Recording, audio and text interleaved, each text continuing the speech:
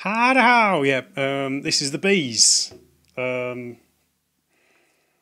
Not too many in this one. Hopefully, this should be pretty short. There's 1, 2, 3, 4, 5, 6, 7. So, and I don't have too much to say. Too much to say about many of them.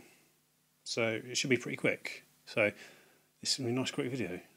I won't combine it with C's. There's loads of C's. So this will be a standalone. So yeah. I'll crack straight on with it. I just wanted to say, now I've been looking at all of my PS1 games, I've noticed all the flaws in the cases and stuff, so which I didn't know there before. So, this is lit the touch paper with my sort of OCD like attention to detail. It's actually, I don't know. I'm going to have to get myself a whole new set of cases. Sorry, itchy here. It's getting gloomy again. Right, let's start with the bees. First one, it's Batman Forever, the arcade game. It's a scrolling beat 'em up. It's a crazy scrolling beat 'em up, and it's it's good fun. It's loose and wacky, properly wacky. I suppose it's I suppose it's sort of obviously a game of the film, but it's sort of. It's sort of wacky in the sense that you can imagine that they've sort of combined the film with the sort of the wacky sense from the original TV show, with all the sort of the sort of sound effect bubbles and stuff like that. Because there's all of these really crazy moves, and there's a lot of the screen, and the action's quite loose, and it's a pretty dark game. It's not the best looker. But it's wacky enough to be appealing. I was actually given this game, or a copy of this game, by the old Car Boot Game UK Dan, who's not making videos anymore. So really nice of him. He gave it to me, and it's worthwhile. I mean, don't expect the best scrolling fighter. It's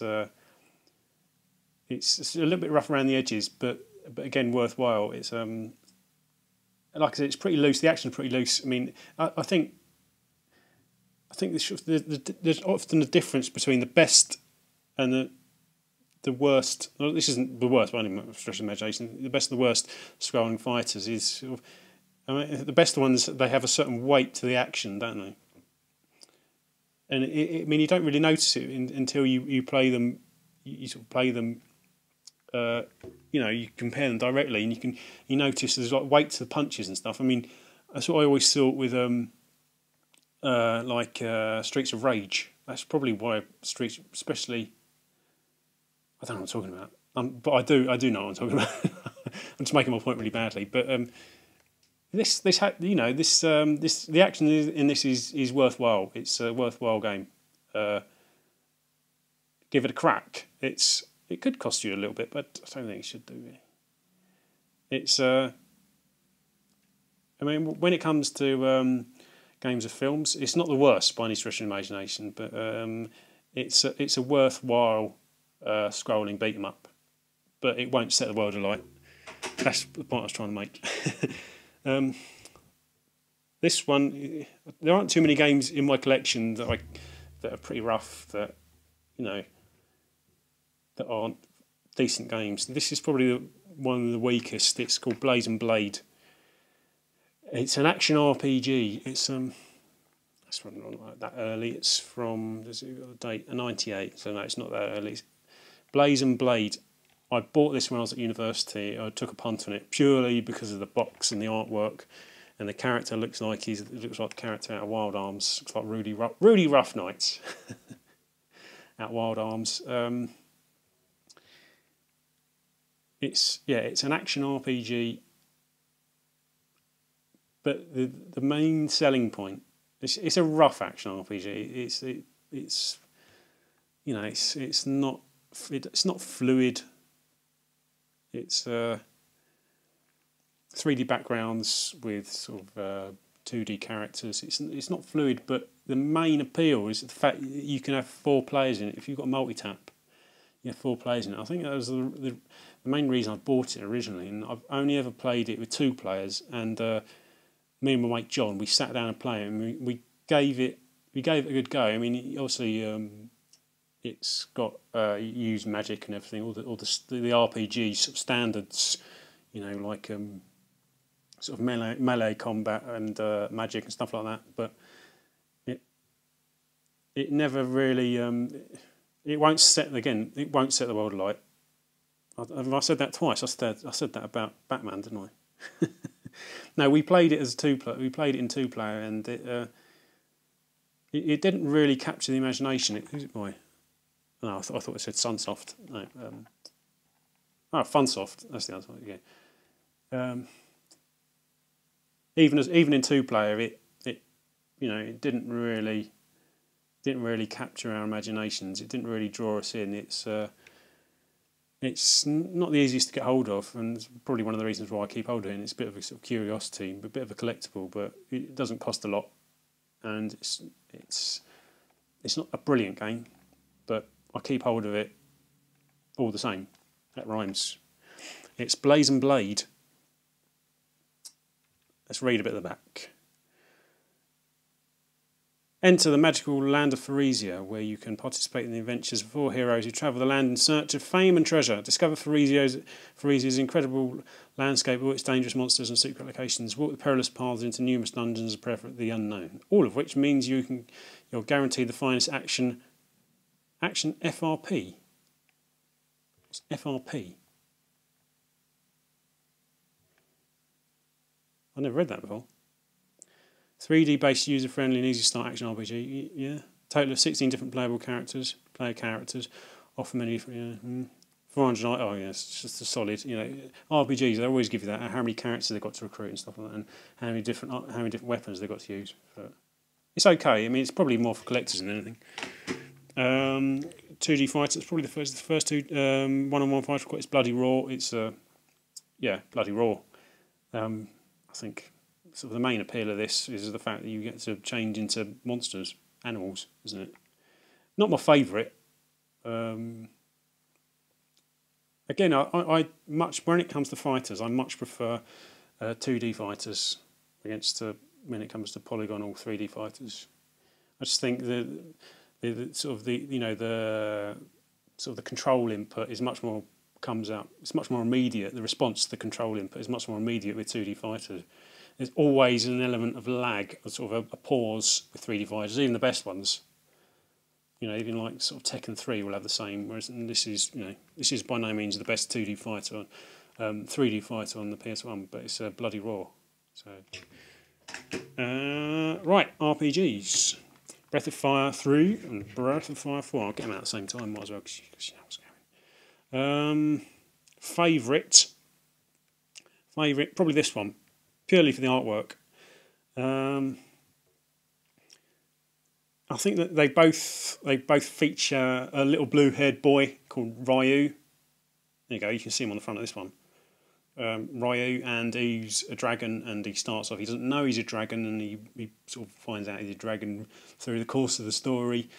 And you can collect these gems, which means you can evolve into dragons, and you can combine the gems, to your heart's content, because they're infinite essentially. They don't wear out. You can combine the gems to your heart's content during battle, and you can, depending on what gems you use, it yields this sort of metamorphosis. The character Ryu metamorphoses into just sort of a randomly generated dragon with certain powers, and that's part of the appeal of the game. It's essentially a standard turn-based RPG. You sort of travel the land, and you basically have to discover sort of about your background. They both have this certain element of mystery to them. This one especially has. Actually, they both do. Yeah, I'm sure they both do. Have you can. But there's lots of different elements. There's lots of mini-game stuff like that. I mean, again, it has a certain element of not especially called Sim City, because especially in this one, I've not played this one in a long time actually. This one, it's got a sort of a fairy town, and you have to sort of keep them alive by. No, they don't die, do they? What we're talking about. But anyway, the artworks, especially on this one, is brilliant, and I think it's actually quite a complex storyline. Because there's lots of flashbacks, and you get to control this character who's in flashback, who's this sort of rock hard badass dragon, obviously from the same. He's the same sort of character as Ryu, who's the main little teenage blue-haired boy. And you get to meet lots of characters, and that's it. You meet certain other characters, non-playable characters, who become like your mentors, and they train you. You can train with them, and you learn abilities through them. And there's a lot of depth to them. It's quite deceptive amounts of depth to these. I mean, because they've both got this quite sort of cutie anime style visuals, but I think that's what you get with the best RPGs. There's sort of deceptive amounts of depth, but I think this one's my preference purely because of the visuals, because they're really nice. There's quite a certain sort of a muted colour palette, almost like pastel colour palette, almost like that appears slightly cell shaded. It's not, but it has that sort of feel. But there you go. The Breath of Fire games, I don't think I've really did a very good attempt at explaining either of those, but Breath of Fire 4 is one of my favourite PS1 RPGs. I remember this, I think because I get them confused. I get them confused which one was which. Breath of Fire 4, there's a bit in it which does my nutting. You have to traverse this desert, and you have to keep an eye on a certain amount. It's on this star, and you have to plot your way through the stars, and you have to change direction. And then I think because you're going over the desert, you have to keep replenishing water. You have to keep drinking, so and it lasts ages. It does. It's basically just plodding, and I think that's what people don't really realise about RPGs. I think it did sort of dawn on me a while back that all these certain elements are meant to sort of challenge you mentally, your dedication to this cause. I mean, I think level grindings, it's sort of like a conscious invention, which is part of the same idea. It's meant to challenge your dedication to sort of the cause, which is, you evolve through the game with your character, and the character has to meet certain challenges, and the game challenges you in that same sense. I mean, as long as you put the time in, you don't fail. And I think, what am I talking about? I don't know. But anyway, right, last two, Broken Sword. Broken Sword. I'm not going to say too much. Point and click. Probably.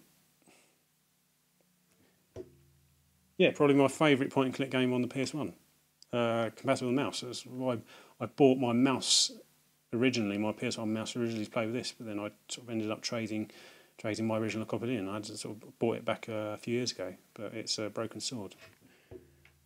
And finally, with the B's, Bushido Blade. A really worthwhile one-on-one fighter with a twist. I mean, and it's sort of technically and aesthetically, it's dated, as undeniable. And it's surprising, actually. I don't think there's been any sequels, especially not in Western territories. But or has there been? I think there might have been, actually. Not in Western territories. Don't know. Basically, one-on-one fighter, and it's a lot more tactical because essentially it's sort of one-hit kills.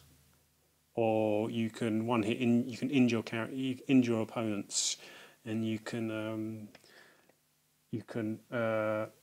affect their ability to fight back, and then essentially if they leave themselves open, you can kill them in one hit.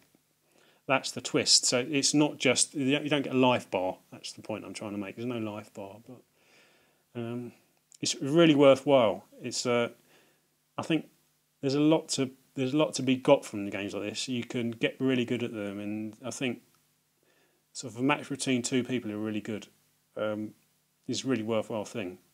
It's quite sort of tactical in that sense.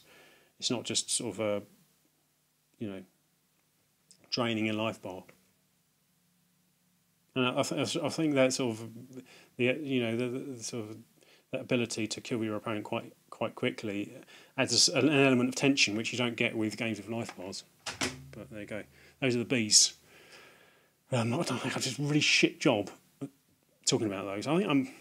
Yeah, don't know. Yeah. So look out for the C's this time. Next time. Next time. Looking out for the C's. Getting a bit gloomy. I don't think there's much. Should I record another one now? I don't know. Yeah. But anyway, yeah. Look out for C's next time. I'll see you later. Thanks for watching.